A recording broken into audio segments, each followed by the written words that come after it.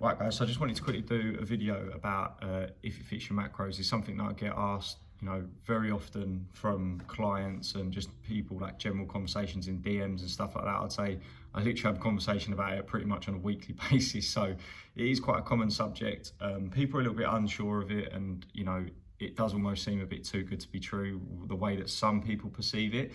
So the thing with if it fits your macros is basically what the idea behind it is. As long as the food fits within your macros, you can eat it. Yeah, so that's obviously amazing because it allows you to have more variety. When I first started training and stuff like that, this wasn't really a concept. So for me, when I first started training, it was literally chicken and rice, chicken and potato.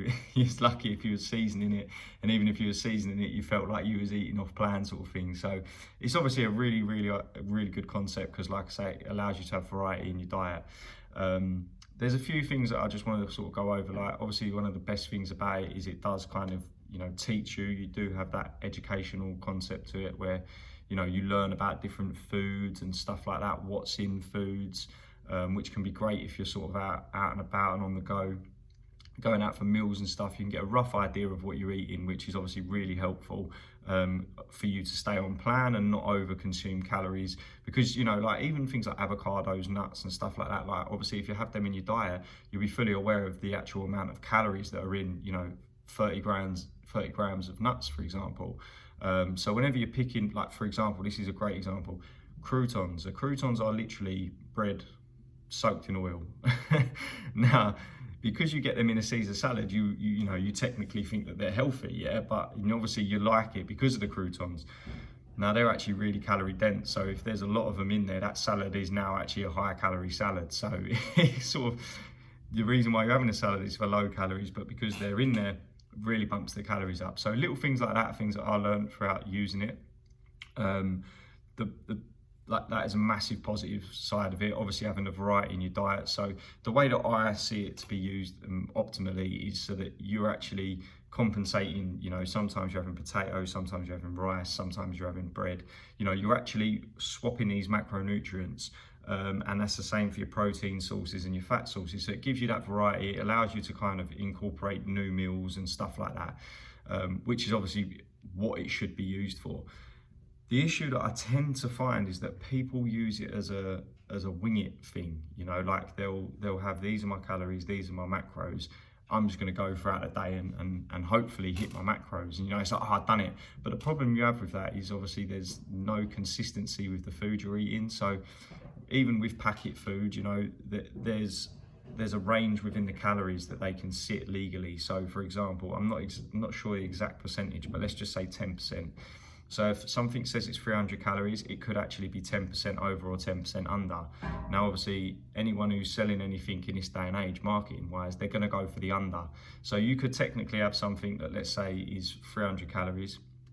They label it as 270, but it could be 300.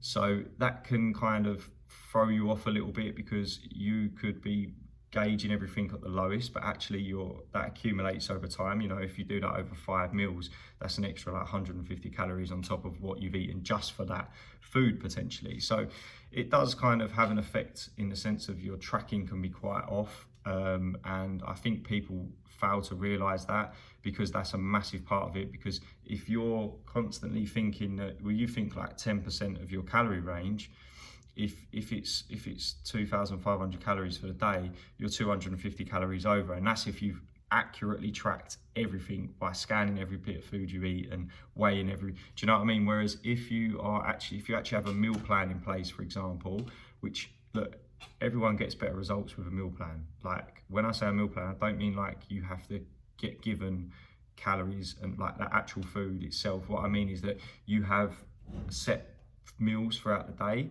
and you swap them in and out, yeah, that creates consistency within your diet.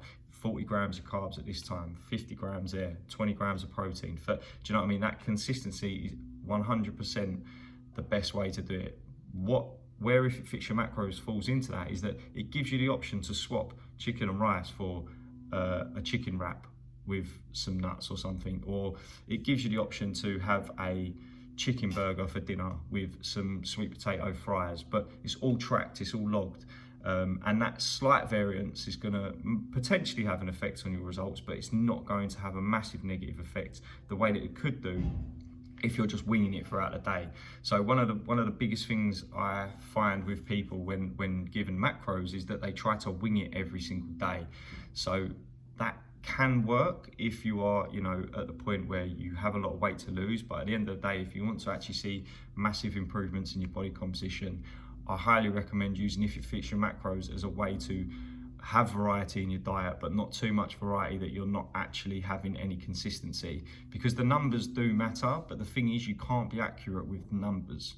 You can't be that accurate. Where you can be accurate is 5 meals a day are exactly the same, but the last meal in the evening might be slightly off. You know, it could be under one day, it could be over the other, it could be bang on every single day.